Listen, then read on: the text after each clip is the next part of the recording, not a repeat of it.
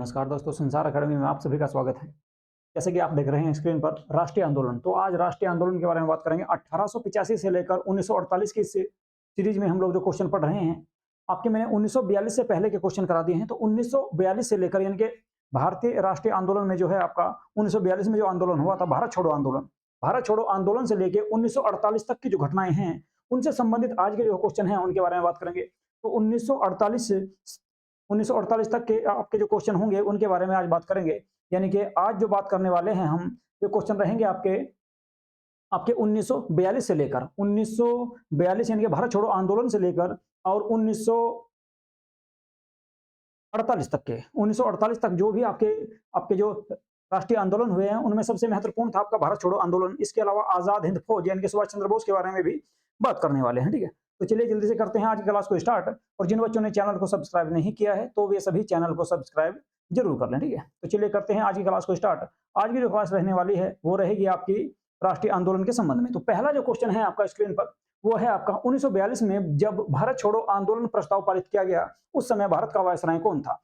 जिस समय आपका भारत छोड़ो आंदोलन 1942 में स्टार्ट हुआ था, उस समय भारत का वायसराय कौन था, ये आपको इसमें बताना है। तो भारत का उस समय जो वायसराय था, वे थे आपके लॉर्ड लिन लिथगो। लॉर्ड लिन लिथगो जो थे आपके भारत के वायसराय थे 1942 के समय। तो इसका जो आंसर सही होगा लॉर्ड लिन लिथगो। लॉर्ड लिन लिथगो इसका सही आंसर होने वाला है। अगला जो क्वेश्चन है, सुभाष चंद्र बोस को देश का नायक किसके द्वारा कहा गया था?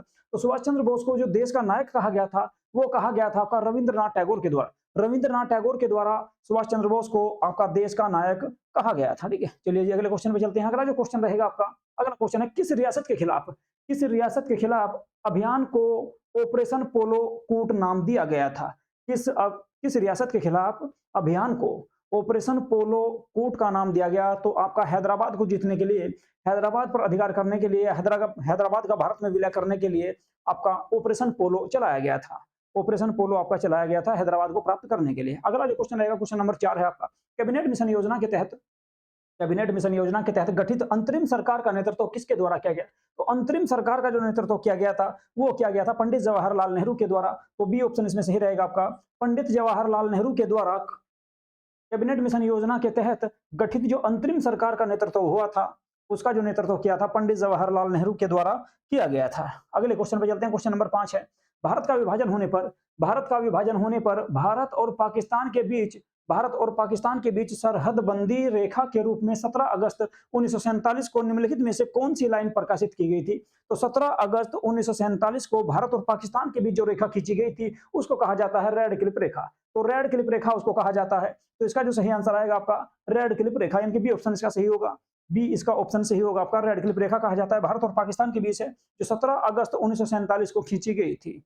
17 अगस्त 1947 को ये रेखा खींची गई थी। इसके बाद अगले क्वेश्चन पे चलते हैं।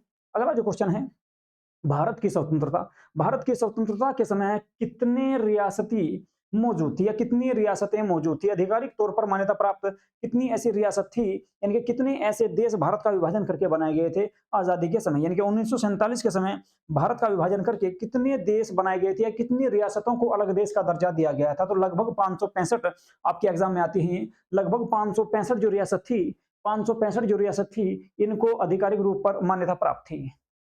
अगला जो क्वेश्चन रहेगा आपका, गांधी जी ने भारत छोड़ो आंदोलन कब शुरू किया? तो गांधी जी ने भारत छोड़ो आंदोलन जो शुरू किया था अक्टूबर 1942 ईस्वी में किया था। ठीक है, तो 1942 ईस्वी इसका आएगा। ठीक है, 1942 से ही इसका आंसर होगा। तो 1942 ईस्वी में महात्मा गांधी जी के द्वारा भारत छोड़ो आंदोलन की शुरुआत की गई थी। ये आपकी जो है मुंबई से इस आंदोलन की शुरुआत हुई थी। अगला जो क्वेश्चन रहेगा, किस आंदोलन के लिए महात्मा गांधी द्वारा करो या मरो का नारा दिया गया? किस आंदोलन के लिए महात्मा गांधी के द्वारा करो या मरो का नारा दिया गया था? तो भारत छोड़ो आंदोलन के लिए महात्मा गांधी के द्वारा करो या मरो का नारा दिया गया था भारत छोड़ो आंदोलन के लिए। ठीक है, चलिए जी अगले क्वेश्चन पे चलते हैं। क्वेश्चन नंबर 9 आपका स्क्रीन पर है, ये है भारत छोड़ो आंदोलन। भारत छोड़ो आंदोलन को अगस्त आंदोलन भी कहा जाता है, क्योंकि इसकी शुरुआत हुई थी 8 अगस्त 1942 को मुंबई से हुई थी। इसलिए 8 अगस्त 1942 को महात्मा गांधी द्वारा अखिल भारतीय समिति के सत्र में चलाया गया एक आंदोलन था। तो कब ये चलाया गया था या कहां पर चलाया गया था, कौन सी समिति के नेतृत्व में ये आंदोलन आपका चलाया गया था? तो आपका मुंबई शहर से इस आंदोलन की शुरुआत हुई थी। तो भारत छोड़ो आंदोलन या अगस्त आंदोलन जिसे कहा जाता है, जो 8 अगस्त 1942 ईस्वी को शुरू हुआ था, ये अखिल भारतीय कांग्रेस समिति के मुंबई सत्र में एक आंदोलन था।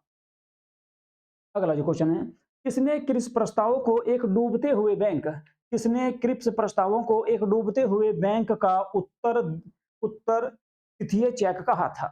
उत्तर तिथीय चेक कहा था। एक डूबते हुए बैंक का उत्तर तिथीय चेक जो कहा गया था, महात्मा गांधी के द्वारा कहा गया था।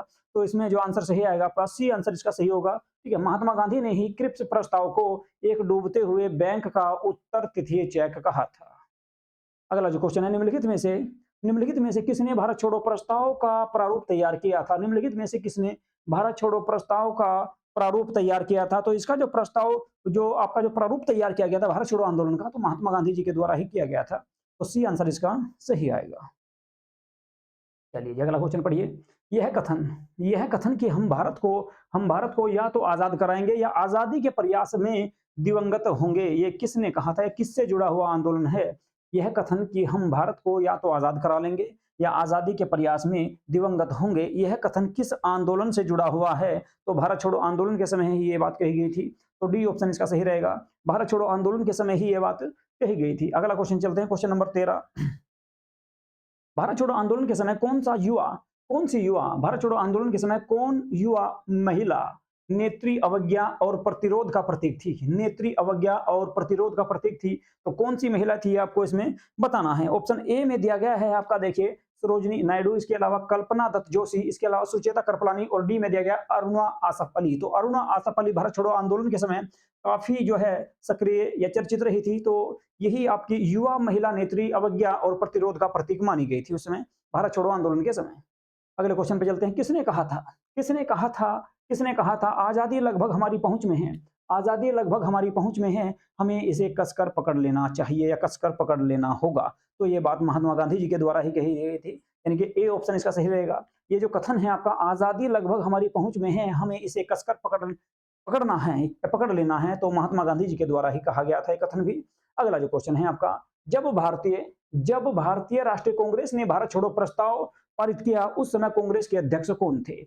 जब भारतीय राष्ट्रीय कांग्रेस के द्वारा भारत छोड़ो आंदोलन या भारत छोड़ो प्रस्ताव जो पारित किया गया था, तो उस समय जो कांग्रेस के अध्यक्ष थे वे थे मौलाना अबुल कलाम आजाद।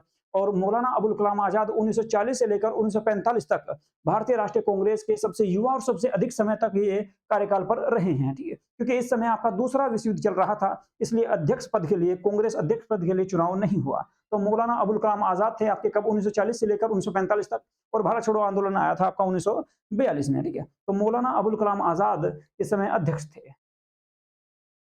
अगला जो क्वेश्चन है आपका, अगला क्वेश्चन है भारत छोड़ो आंदोलन। भारत छोड़ो आंदोलन के दौरान निम्नलिखित में से किस स्थान पर जन सरकार स्थापित की गई? तो किस स्थान पर जन सरकार की स्थापना की गई थी भारत छोड़ो आंदोलन के समय? तो सतारा, आपने सुना होगा महाराष्ट्र में, सतारा में जन सरकार स्थापित की गई थी। जन सरकार स्थापित की गई थी आपकी कहां पर? सतारा में। तो सतारा में, महाराष्ट्र के सतारा में यह सरकार स्थापित की गई थी।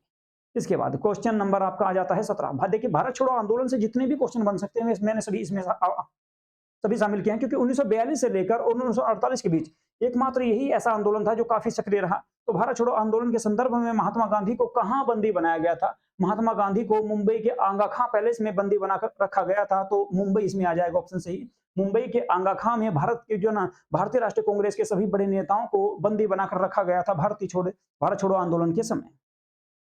अगला जो क्वेश्चन है क्वेश्चन नंबर 19 आपका। ठीक है, तो क्वेश्चन नंबर 19 जो है, देखिएगा, निम्नलिखित नेताओं में से किसने भारत छोड़ो आंदोलन के दौरान जेल से फरार होकर भूमिगत गतिविधियों को संगठित किया था? भूमिगत गतिविधियों को संगठित इस समय किया था बिहार के स्थानीय नेता थे जिनका नाम था जयप्रकाश नारायण। जयप्रकाश नारायण जेल से भाग गए थे और इन्होंने आपका भूमिगत होकर, ठीक है, भारतीय राष्ट्रीय आंदोलन को या भारत छोड़ो आंदोलन को सक्रिय रखा या चलाए रखा था।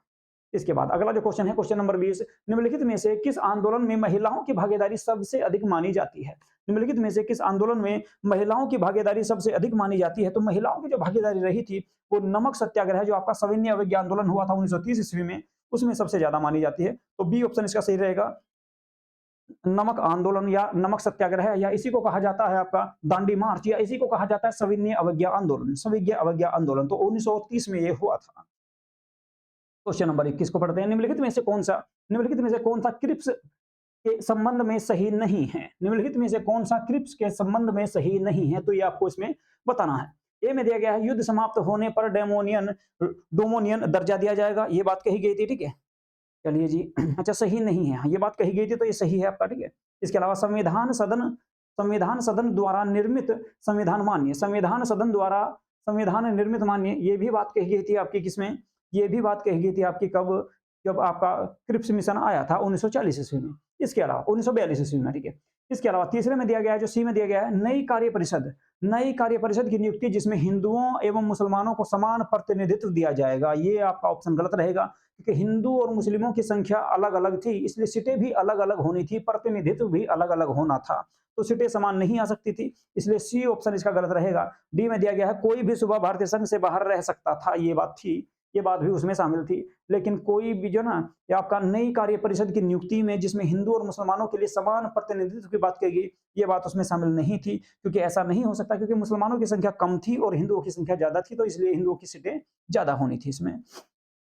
चलिए जी अगला जो क्वेश्चन है, क्वेश्चन नंबर 22, भारत छोड़ो आंदोलन। भारत छोड़ो आंदोलन के समय भारत का प्रधान सेनापति कौन था? तो भारत छोड़ो आंदोलन के समय भारत का प्रधान सेनापति, यानी कि भारत के प्रधान सेनापति का मतलब है कि भारत छोड़ो आंदोलन के समय, उस समय जो ना भारत का वायसराय कौन था, ठीक है। वायसराय था आपका लॉर्ड वेवेल, उस समय लॉर्ड वेवेल आपके जो है भारत के वायसराय थे। लॉर्ड वेवेल आपके 1942 में आ चुके थे, ठीक है।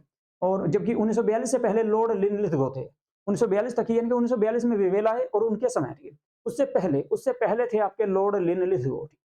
तो चलिए इसका अगला क्वेश्चन जो चलेगा, अगला क्वेश्चन है आपका निम्नलिखित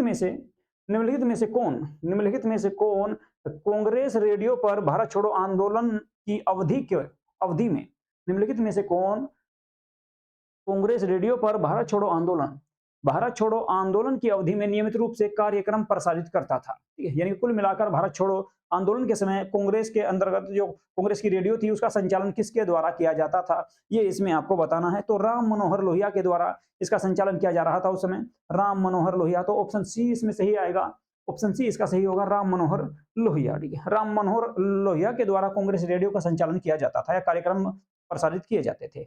अगला जो क्वेश्चन रहेगा, निम्नलिखित में से क्वेश्चन नंबर 24 है, निम्नलिखित में से किस पार्टी ने भारत छोड़ो आंदोलन का समर्थन नहीं किया? निम्नलिखित में से किस पार्टी ने भारत छोड़ो आंदोलन का समर्थन नहीं किया था, ये इसमें आपको बताना है, ठीक है। तो इसमें हिंदू महासभा है, भारत छोड़ो आंदोलन का समर्थन नहीं किया, हिंदू महासभा ने नहीं किया। इसके अलावा कम्युनिस्ट पार्टी ऑफ इंडिया ने भी नहीं किया था। इसके अलावा यूनियनिस्ट पार्टी ऑफ पंजाब, यानी कि तीनों के द्वारा ही नहीं किया गया था। तो उपयुक्त सभी ने, ठीक है, उपयुक्त सभी ने जो है भारत छोड़ो आंदोलन का समर्थन नहीं किया था। ये लोग भारत छोड़ो आंदोलन का समर्थन नहीं कर रहे थे। भारत छोड़ो आंदोलन का समर्थन केवल कांग्रेस के द्वारा किया गया था, केवल कांग्रेस के द्वारा किया गया था। क्वेश्चन नंबर 25 है आपका, क्वेश्चन नंबर 25 पर आते हैं। गांधी के भारत छोड़ो आंदोलन को किसने अद्वितीय आंदोलन कहा? गांधी के भारत छोड़ो आंदोलन को किसने अद्वितीय आंदोलन कहा था? तो गांधी के भारत छोड़ो आंदोलन को जो अद्वितीय आंदोलन कहा था वो कहा था सरदार वल्लभ भाई पटेल के द्वारा। सरदार वल्लभ भाई पटेल जिन्हें भारत का लौह पुरुष भी कहा जाता है, सरदार वल्लभ भाई पटेल के द्वारा ही महात्मा गांधी के भारत छोड़ो आंदोलन को अद्वितीय आंदोलन कहा था। इसके बाद भारत छोड़ो आंदोलन के विषय में निम्नलिखित में से कौन सा कथन असत्य है, ये बता रहा है आपको कौन सा कथन असत्य है। तो सबसे पहले ए में दिया गया है, इसे अगस्त क्रांति के नाम से भी जाना जाता है, इसे अगस्त क्रांति के नाम से भी जाना जाता है, बिल्कुल सही बात है, इसे अगस्त क्रांति कहा जाता है। इसके अलावा इसमें अरुणा आसफ अली की असाधारण भूमिका थी, ठीक है, उनका रोल था इसमें, ठीक है, अरुणा आसफ अली का रोल था इसमें। इसके अलावा सी में दिया गया है, जवाहरलाल नेहरू को इस आंदोलन के दौरान अहमदनगर पोर्ट जेल में बंदी बनाकर रखा गया था, ये भी बात सही है, ठीक है। भारत छोड़ो आंदोलन के समय महात्मा गांधी को गुजरात में अहमदनगर, ठीक है, सॉरी महाराष्ट्र में अहमदनगर जेल में रखा गया था। अहमदनगर जो किला था उस, ठीक है, वहां पर उनको जो है नजरबंद कर दिया गया था। तो इसके बाद डी में जो दिया गया है, इसमें एनी बेसेंट की जानदार भूमिका सराहनीय थी, एनी बेसेंट इस समय नहीं थी, ठीक है। तो इसमें जो आपका जो गलत आएगा, आपका सही जो आंसर होगा वो होगा डी, ठीक है, यानी कि एनी बेसेंट भारत छोड़ो आंदोलन के समय नहीं थी, ठीक है, एनी बेसेंट भारत छोड़ो आंदोलन के समय नहीं थी। अगला जो क्वेश्चन है, महात्मा गांधी के जीवनीकार लुई फिशर संबंध थे, यानी कि किससे संबंधित थे, ठीक है। लुई फिशर जो था आपका, जिसने महात्मा गांधी की जीवनी लिखी थी, वे किस आंदोलन से संबंधित रहे? तो भारत छोड़ो आंदोलन से संबंधित रहे, वे भारत छोड़ो आंदोलन से संबंधित रहे थे। भारत छोड़ो आंदोलन से संबंधित रहे थे लुई फिशर, जिन्होंने महात्मा गांधी की जीवनी लिखी थी। अगला जो क्वेश्चन है, जिस वर्ष क्रिप्स मिशन भारत आया वह था, यानी कौन सा साल था? क्रिप्स मिशन भारत में कब आया था, ये आपको इसमें बताना है। तो क्रिप्स मिशन जो भारत में आया था वो भारत छोड़ो आंदोलन से पहले आया था, लेकिन उसी वर्ष आया था, ठीक है, अगस्त से पहले आया था। तो 1942 में ही आपका क्रिप्स मिशन आया था, और इसी के असफल होने के बाद महात्मा गांधी जी के द्वारा भारत छोड़ो आंदोलन की शुरुआत की गई थी, ठीक है। इसी के बाद भारत छोड़ो आंदोलन की शुरुआत की गई थी। चलिए जी, अगला जो क्वेश्चन है, क्वेश्चन नंबर 29, सुभाष चंद्र बोस वर्ष में भारतीय राष्ट्रीय कांग्रेस पार्टी के अध्यक्ष बने थे। तो 1938 ईस्वी में पहली बार सुभाष चंद्र बोस भारतीय राष्ट्रीय कांग्रेस के अध्यक्ष चुने गए थे, ठीक है। तो 1938 में पहली बार चुने गए थे, ठीक है। इसके बाद 1939 में दूसरी बार चुने गए थे। 2 बार भारतीय राष्ट्रीय कांग्रेस के लगातार अध्यक्ष रहे हैं सुभाष चंद्र बोस, 1938 और 1939 में। और इनके बाद जो अध्यक्ष बने थे वो बने थे आपके राजेंद्र प्रसाद, ठीक है। उसके बाद डॉक्टर राजेंद्र प्रसाद बने, और उनके बाद आपके जो रहे, ठीक है, उनके बाद जो रहे थे कांग्रेस के अध्यक्ष, वे रहे थे आपके मौलाना अबुल कलाम आजाद, जो 1940 से 1945 तक रहे थे, ठीक है। चलिए जी, आजाद हिंद फौज किसके नेतृत्व में लड़ी थी? तो आजाद हिंद फौज किसके नेतृत्व में लड़ी, ये आपको इसमें बताना है। क्वेश्चन नंबर 31 है। तो आजाद हिंद फौज के बारे में आप जानते होंगे, सुभाष चंद्र बोस के नेतृत्व में इन लोगों ने जो है लड़ाई की थी। सुभाष चंद्र बोस के नेतृत्व में, यानी कि ऑप्शन डी इसका सही रहेगा, ऑप्शन डी इसका सही होगा। सुभाष चंद्र बोस के नेतृत्व में इन लोगों ने लड़ाई की थी, आजाद हिंद फौज ने। चलिए जी, अगला क्वेश्चन है, अगला जो क्वेश्चन रहेगा, निम्नलिखित में से किस नेता को नेताजी कहा जाता है? तो सुभाष चंद्र बोस को ही नेताजी कहा जाता है, सुभाष चंद्र बोस को ही नेताजी कहा जाता है। तो ऑप्शन बी इसका सही रहेगा, ऑप्शन बी इसका सही रहेगा, ठीक है। नेताजी सुभाष चंद्र बोस को जो है, नेताजी सुभाष चंद्र बोस को ही आपका जो है नेताजी कहा जाता है। अगला जो क्वेश्चन है, इनके बारे में थोड़ा सा देख लेते हैं। कुछ नेता हैं और उनके उपनाम है, ठीक है। नेताजी कहा जाता है सुभाष चंद्र बोस को, कायदे आजम कहा जाता है मोहम्मद अली जिन्ना को, कायदे आजम कहा जाता है मोहम्मद अली जिन्ना को, नेताजी कहा जाता है सुभाष चंद्र बोस को, और महात्मा या राष्ट्रपिता कहा जाता है महात्मा गांधी को। सुभाष चंद्र बोस को नेताजी के नाम से संबोधित किया जाता है। इन्होंने भारत की स्वतंत्रता में महत्वपूर्ण भूमिका निभाई, और फॉरवर्ड ब्लॉक की स्थापना, जो फॉरवर्ड ब्लॉक नामक दल था 1939 ईस्वी में, उसका गठन भी नेताजी सुभाष चंद्र बोस के द्वारा ही किया गया था, ठीक है जी। अगला क्वेश्चन चलते हैं, आईएनए के अधिकारियों पर मुकदमा चलाया गया था। तो आईएनए के जो अधिकारी थे उन पर मुकदमा कहां पर चलाया गया था, ये आपको बताना। तो दिल्ली का जो लाल किला है, दिल्ली के लाल किले में आईएनए के अधिकारियों पर मुकदमा चलाया गया था। तो ऑप्शन ए इसका सही रहेगा, ऑप्शन ए इसका सही होगा आपका। चलिए अगला क्वेश्चन देखते हैं, नेताजी सुभाष चंद्र बोस ने आजाद हिंद सरकार की स्थापना कब की? नेताजी सुभाष चंद्र बोस ने आजाद हिंद सरकार की स्थापना कब की थी? तो इसकी जो स्थापना की गई थी नेताजी सुभाष चंद्र बोस के द्वारा, वो की गई थी अक्टूबर 1943 ईस्वी में। अक्टूबर 1943, ठीक है, बहुत डीप क्वेश्चन है आपका। अक्टूबर 1943 ईस्वी में इनके द्वारा, अक्टूबर 1943 ईस्वी में नेताजी सुभाष चंद्र बोस के द्वारा आजाद हिंद सरकार की स्थापना की गई थी, ठीक है। चलिए जी, थोड़ा सा देख लेते हैं इसके बारे में। नेताजी सुभाष चंद्र बोस ने आजाद हिंद सरकार की स्थापना अक्टूबर 1943 ईस्वी में की, अक्टूबर 1943 ईस्वी में की। और सुभाष चंद्र बोस 2 जुलाई 1943 ईस्वी को सिंगापुर पहुंचे, और 5 जुलाई 1943 ईस्वी को रास बिहारी बोस ने भारतीय स्वतंत्रता लीग की अध्यक्षता की और सुभाष चंद्र बोस को सौंप दी गई थी। यानी कि 5 जुलाई 1943 ईस्वी को रास बिहारी बोस के द्वारा भारतीय स्वतंत्रता लीग की जो अध्यक्षता है वो नेताजी सुभाष चंद्र बोस को सौंप दी गई थी। इसके बाद तभी से सुभाष चंद्र बोस को नेताजी कहा गया, और 21 अक्टूबर 1943 ईस्वी को सुभाष चंद्र बोस ने आजाद हिंद फौज के सर्वोच्च सेनापति की हैसियत से सिंगापुर में स्वतंत्र भारत की अस्थायी सरकार की स्थापना की। भारत की अस्थायी सरकार की स्थापना कहां पर की गई? तो सिंगापुर में की गई, और यहीं से दिल्ली चलो का नारा दिया था, और यहीं से तुम मुझे खून दो मैं तुम्हें आजादी दूंगा, यह नारा भी आपका सुभाष चंद्र बोस के द्वारा ही दिया गया था। इनके सिंगापुर से ही दिल्ली चलो, और इसके अलावा तुम मुझे खून दो मैं तुम्हें आजादी दूंगा, यह नारा नेताजी सुभाष चंद्र बोस के द्वारा दिया गया था, ठीक है। चलिए जी, अगले क्वेश्चन पे चलते हैं। क्वेश्चन नंबर है आपका 35। आईएनए की स्थापना हुई, आईएएन की स्थापना कहां पर हुई थी, ये इसमें आपको बताना है। तो आईएएन की स्थापना जो की गई थी वो सिंगापुर में की गई थी। आईएएन की स्थापना सिंगापुर में की गई थी, ठीक है। देखिए, जिन बच्चों ने चैनल को सब्सक्राइब नहीं किया है वे सभी चैनल को सब्सक्राइब कर लें, और अगर ये सीरीज आपको जो है अच्छी लग रही है, ये वीडियो अच्छी लग रही है, तो आप सभी इस वीडियो को लाइक करें, शेयर करें, ठीक है, ज़्यादा से ज़्यादा शेयर कर सकते हैं। इसके बाद अगले क्वेश्चन पे चलते हैं। अगला जो क्वेश्चन है वो भी सुभाष चंद्र बोस से संबंधित, पहले टॉपिक देख लेते हैं। आजाद हिंद फौज का गठन 5 जुलाई 1943 ईस्वी को 5 जुलाई 1943 ईस्वी को नेताजी सुभाष चंद्र बोस के नेतृत्व में सिंगापुर में किया गया था, और नेताजी सिंगापुर में ही 21 अक्टूबर 1943 ईस्वी को आजाद भारत की अस्थायी सरकार का गठन किया गया था इनके द्वारा ही। और इनके द्वारा आजाद हिंद फौज की रानी झांसी रेजिमेंट है, रानी झांसी रेजिमेंट, ये महिला ब्रिगेड थी, सुभाष ब्रिगेड थी, एक थी नेहरू ब्रिगेड और एक थी आपकी गांधी ब्रिगेड, ठीक है। यानी कि आपकी जो है इनकी जो सेना थी, ठीक, आजाद हिंद फौज के जो सैनिक थे उनको अलग अलग भागों में विभाजित किया गया। महिलाओं को नाम दिया गया रानी रेजिमेंट, और जो पुरुष थे उनको भी 3 भागों में बांटा गया, सुभाष ब्रिगेड, नेहरू ब्रिगेड और गांधी ब्रिगेड के नाम से गठन किया था नेताजी सुभाष चंद्र बोस ने सिंगापुर में ही। चलिए जी, क्वेश्चन नंबर 36 है, महात्मा गांधी। महात्मा गांधी को किसने सर्वप्रथम राष्ट्रपिता कहकर संबोधित किया था? तो सबसे पहले नेताजी सुभाष चंद्र बोस के द्वारा ही, नेताजी सुभाष चंद्र बोस के द्वारा ही सिंगापुर से, नेताजी सुभाष चंद्र बोस के द्वारा ही सिंगापुर से आपका जो है रेडियो पर बोलते हुए घोषणा की गई थी, ठीक है, और इनको राष्ट्रपिता कहा गया था। तो ए ऑप्शन इसका सही होगा। जबकि महात्मा कहा था रविंद्रनाथ टैगोर के द्वारा।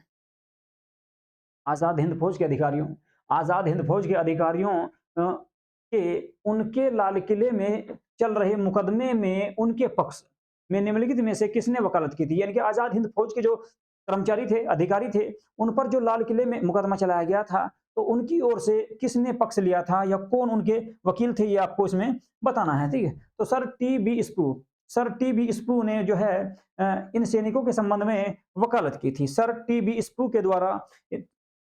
के द्वारा इन वकीलों के सॉरी इन जो ना लोगों के संबंध में मुकदमा लड़ा गया था। इनके वकील जो थे टी बी स्प्रू थे।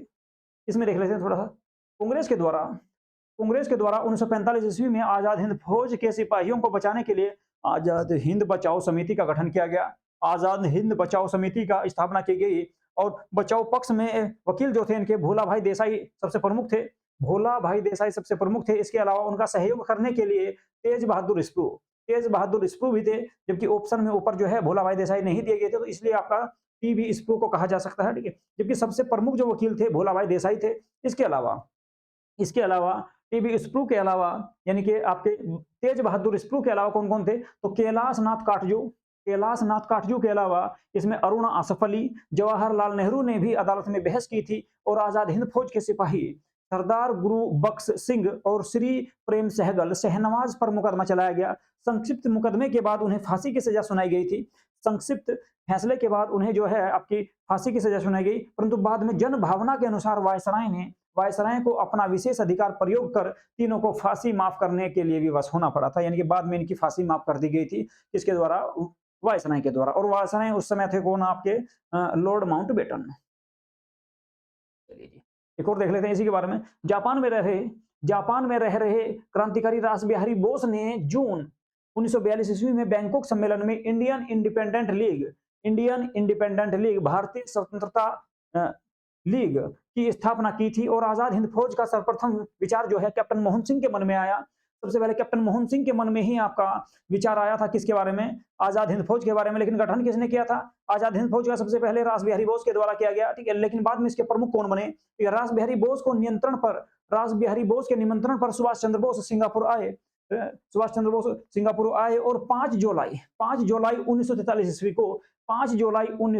ईस्वी को रास बिहारी बोस ने इंडियन इंडिपेंडेंट लीग और आजाद हिंद फौज की जो कमान थी वो नेताजी सुभाष चंद्र बोस को सौंप दी। यानी कि कुल मिलाकर इसका जो गठन किया था वो रास बिहारी बोस के द्वारा किया गया था। लेकिन सबसे पहले विचार किसके मन में आता? तो कैप्टन मोहन सिंह के मन में सबसे पहले विचार आया। गठन किसने किया? रास बिहारी बोस ने। लेकिन अध्यक्षता बाद में किसको दे दी गई? नेताजी सुभाष चंद्र बोस को सौंप दी गई। कहां पर? सिंगापुर में। आजाद हिंद फौज के सर्वोच्च सेनापति की हैसियत से सुभाष चंद्र बोस ने सिंगापुर में अस्थायी सरकार की स्थापना की, और अंततः रास बिहारी बोस द्वारा संगठित भारतीय स्वतंत्रता लीग और भारतीय राष्ट्रीय फौज संगठन का एक अग्रदूत थी, ठीक है। तो कुल मिलाकर आपका जो है आजाद हिंद फौज और भारतीय स्वतंत्रता लीग जो थी, ठीक है, इसकी जो गठन किया था वो क्या था? रास बिहारी बोस के द्वारा। लेकिन बाद में अध्यक्षता सौंप दी गई इसको नेताजी सुभाष चंद्र बोस को सौंप दी गई थी, ठीक है जी। चलिए अगले क्वेश्चन पे चलते हैं। अगला जो क्वेश्चन है वो भी आजाद हिंद फौज से ही संबंधित है। अगला जो क्वेश्चन रहेगा आपका वो भी आजाद हिंद फौज से ही संबंधित है। आजाद हिंद फौज दिवस किस तिथि को मनाया जाता है? तो आजाद हिंद फौज किस तिथि को आजाद हिंद फौज दिवस किस तिथि को मनाया जाता है? तो 12 नवंबर 1945 ईस्वी को 12 नवंबर 1945 ईस्वी को आजाद हिंद फौज दिवस मनाया गया। आजाद हिंद फौज जो दिवस मनाया गया था वो 12 नवंबर 1945 ईस्वी को मनाया गया था। 12 नवंबर 1945 ईस्वी को मनाया गया था। सुभाष चंद्र बोस ने स्वाधीन भारत की सरकार गठित की थी। तो कब इन्होंने सरकार की गठन किया था? कब सरकार का गठन किया था? तो 21 अक्टूबर 1943 ईस्वी को सुभाष चंद्र बोस ने सिंगापुर में स्वाधीन भारत की सरकार का गठन किया। चलिए जी, सुभाष चंद्र बोस के बारे में और थोड़ा सा देख लेते हैं। तो सुभाष चंद्र बोस भारत के स्वतंत्रता संग्राम के अग्रणी नेता थे। दूसरे विश्व युद्ध के दौरान अंग्रेजों के खिलाफ लड़ने के लिए उन्होंने जापान से सहयोग लिया और आजाद हिंद फौज का गठन किया। इसके अलावा नेताजी 7 जुलाई 1943 ईस्वी को सिंगापुर के टाउन हॉल में के सामने सुप्रीम कमांडर के रूप में सेना को संबोधित करते हुए दिल्ली चलो का नारा सिंगापुर में दिया था इन्होंने। इसके अलावा 21 अक्टूबर 1943 ईस्वी को सुभाष चंद्र बोस ने आजाद हिंद फौज के सर्वोच्च सेनापति की हैसियत से स्वतंत्र भारत की स्थायी सरकार बनाई, जिसे जर्मनी, जापान, फिलीपींस, कोरिया, चीन, इटली और आयरलैंड ने मान्यता प्रदान की थी, क्योंकि ये सभी देश इंग्लैंड के विरुद्ध थे। जर्मनी, जापान, फिलीपींस, कोरिया, चीन और इटली, इसके अलावा आयरलैंड, इन सभी ने नेताजी सुभाष चंद्र बोस की इस सरकार को या आपकी स्वतंत्र भारत की अस्थायी सरकार को आपका क्या दिया था? मान्यता दी थी। चलिए जी, अगले क्वेश्चन पे चलते हैं। निम्नलिखित में से किस एक ने सुभाष चंद्र बोस को देश नायक कहा था?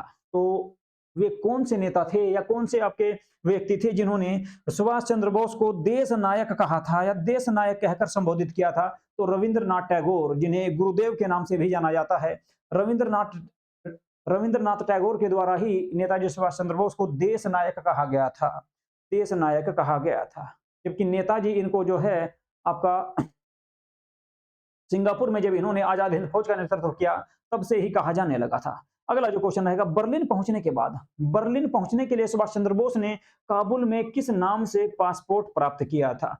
तो बर्लिन पहुंचने के लिए, ठीक है, बर्लिन पहुंचने के लिए सुभाष चंद्र बोस ने किस नाम से काबुल में किस नाम से पासपोर्ट लिया था? तो ओरलैंडो मोसोटा के नाम से इन्होंने जो है पासपोर्ट लिया था। ओरलैंडो मोसेटा के नाम से मेसोटा के नाम से इन्होंने पासपोर्ट लिया था। कहां पर? आपका बर्लिन पहुंचने के लिए, काबुल यानी कि अफगानिस्तान से। चलिए जी, अगला क्वेश्चन है, क्वेश्चन नंबर 42 है आपका। आजाद हिंद फौज के किस सैनिक को 7 वर्ष के कारावास का दंड दिया गया था? आजाद हिंद फौज का वह कौन सा सैनिक था जिसे 7 वर्ष का कारावास यानी कि 7 साल की सजा दी गई? 7 साल का जो कारावास दिया गया था वो राशिद अली को दिया गया था। राशिद अली को 7 वर्ष का कारावास दिया गया। इसके अलावा शहनवाज खां को आपका उम्र जो है आपका मृत्युदंड दिया गया था, लेकिन बाद में इनको जो है बरी कर दिया गया था, ठीक है, इनकी सजा माफ कर दी गई थी। तो राशिद अली को 7 वर्ष की कारावास दिया गया था, जो आजाद हिंद फौज के सैनिक थे।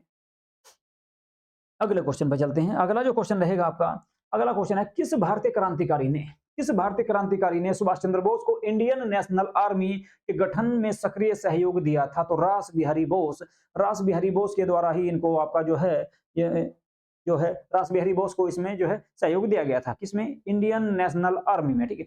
जबकि बटुकेश्वर दत्त को भगत सिंह के साथ फांसी दी गई थी। इसके अलावा राम प्रसाद बिस्मिल को काकोरी कांड में फांसी दी गई थी। सूर्यसेन को मास्टरदा के नाम से जाना जाता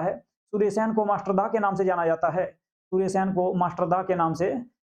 ठीक है। तो इसका जो आंसर रहेगा सही, वो सही आंसर होगा रास बिहारी बोस, ठीक है।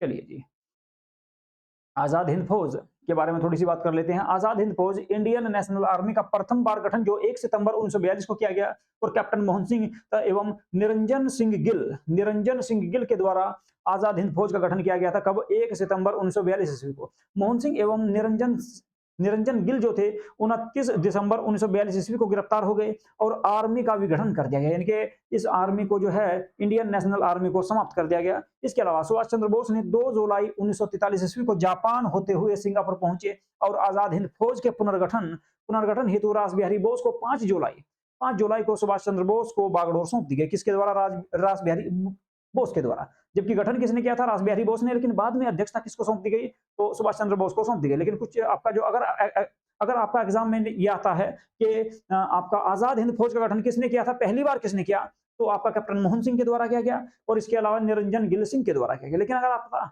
ये ऑप्शन में नहीं है, ठीक है, और एग्जाम में आता है कि आजाद हिंद फौज का गठन किसके द्वारा किया गया, पहली बार नहीं आ रहा ऑप्शन में, तो आपको उसमें रास बिहारी बोस लगाना पड़ेगा। और अगर ऑप्शन में रास बिहारी बोस नहीं है तो फिर सुभाष चंद्र बोस लगा सकते हैं। चलिए जी, अगला जो क्वेश्चन है, निम्नलिखित में से किसने लिखा था, भारत की मुक्ति महात्मा गांधी के नेतृत्व में नहीं होगी? निम्नलिखित में से किसने लिखा था कि भारत की मुक्ति महात्मा गांधी के नेतृत्व में नहीं हो सकती? ये बात लिखी थी आपकी सुभाष चंद्र बोस के द्वारा ही।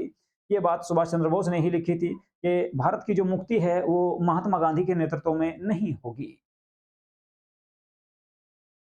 क्वेश्चन नंबर 45, नेताजी सुभाष चंद्र बोस का जन्म किस नगर में हुआ था? कौन से नगर में नेताजी सुभाष चंद्र बोस का जन्म हुआ था? तो उड़ीसा का एक शहर पड़ता है आपका कटक, ठीक है, जहां पर उड़ीसा का हाईकोर्ट है वर्तमान में कटक। तो कटक में नेताजी सुभाष चंद्र बोस का जन्म हुआ था, ठीक है। यानी कि ये जो है उड़ीसा के रहने वाले थे और उस समय उड़ीसा आपका बंगाल का ही भाग हुआ।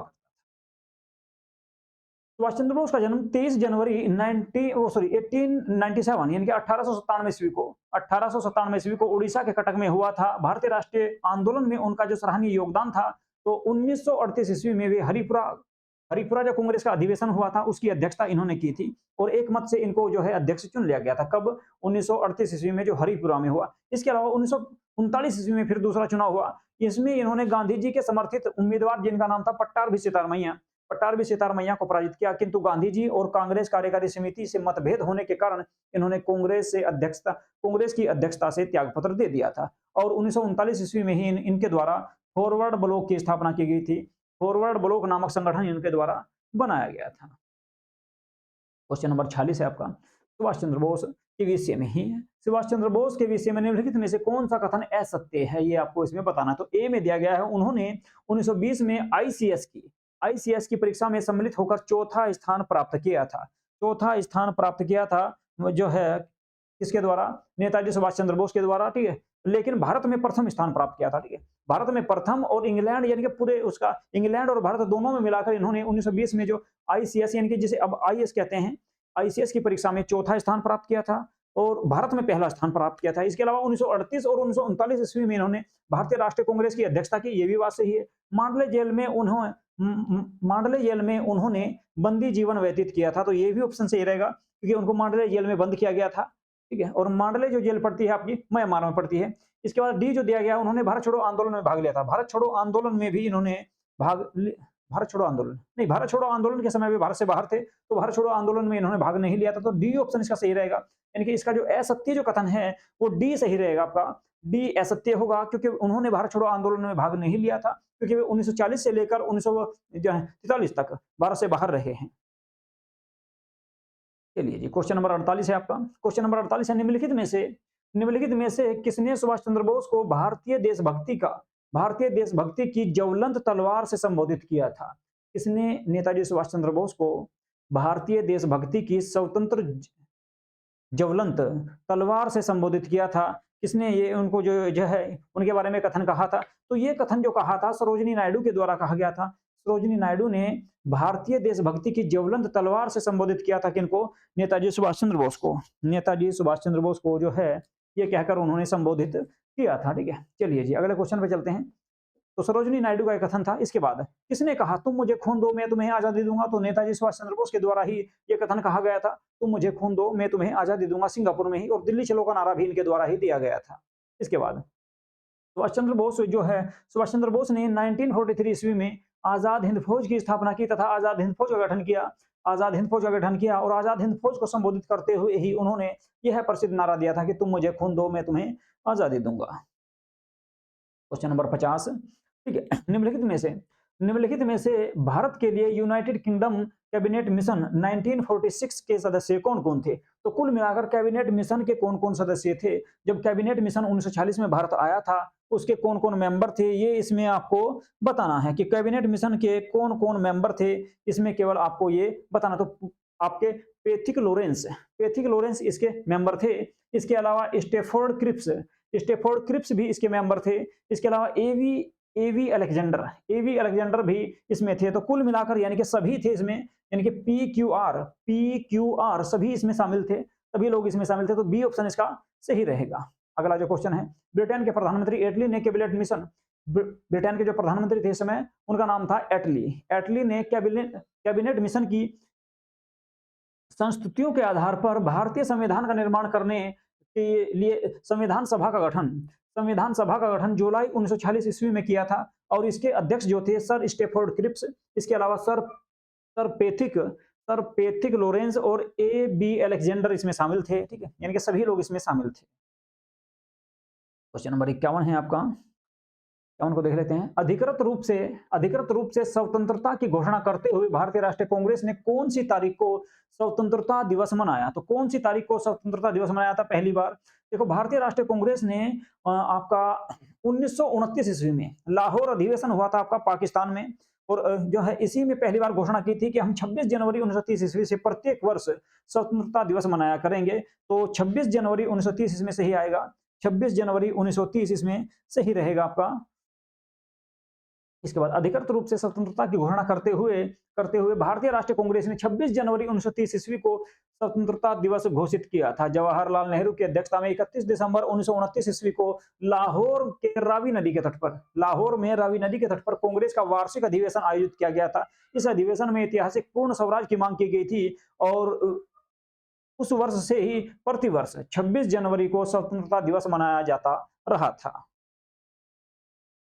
क्वेश्चन नंबर 52, किस देश से सुभाष चंद्र बोस अंग्रेजों के खिलाफ मदद लेने के लिए गए थे? तो किस देश से सुभाष चंद्र बोस अंग्रेजों के खिलाफ मदद लेने के लिए गए थे? तो जर्मनी के पास गए थे। ठीक है, जर्मनी के पास ये गए थे, बर्लिन, जर्मनी का जो शहर है बर्लिन, वहां पर ये गए थे आपके अंग्रेजों के खिलाफ मदद मांगने के लिए गए थे। कहां से? जर्मनी। भारत की स्वतंत्रता की लड़ाई में सुभाष चंद्र बोस अग्रणी क्रांतिकारी थे और भारत की स्वतंत्रता हेतु विदेशी सहायता प्राप्त करने के लिए सुभाष चंद्र बोस 1941 ईस्वी में जर्मनी पहुंचे, जहां जर्मन मंत्रालय की सहायता से उन्होंने द फ्री इंडिया सेंटर का गठन किया था। द फ्री इंडिया सेंटर का गठन किया किसके द्वारा? सुभाष चंद्र बोस के द्वारा। कहां पर? जर्मनी में। और द्वितीय विश्व युद्ध के दौरान उन्होंने जापान की सहायता भी ली और उन्होंने आज जापान के सहयोग से आजाद हिंद फौज का गठन किया था। इसके बाद वे सिंगापुर आए और सिंगापुर के बाद वे अंडमान निकोबार द्वीप समूह के क्षेत्र में आ चुके थे। ठीक है, इस क्षेत्र में आ चुके थे। क्वेश्चन नंबर 53 है, इसके बारे में देखते हैं। सत्याग्रही के रूप में, ठीक है, तो नाम आना है, सत्याग्रही के रूप में चुने जाने वाले पहले व्यक्ति थे। तो सत्याग्रही के रूप में चुने जाने वाले सबसे पहले जो व्यक्ति थे वे थे विनोबा भावे, जिनके द्वारा भूदान आंदोलन का नेतृत्व भी किया गया था। तो विनोबा भावे पहले सत्याग्रही थे। पहले सत्याग्रही जो थे वो विनोबा भावे थे।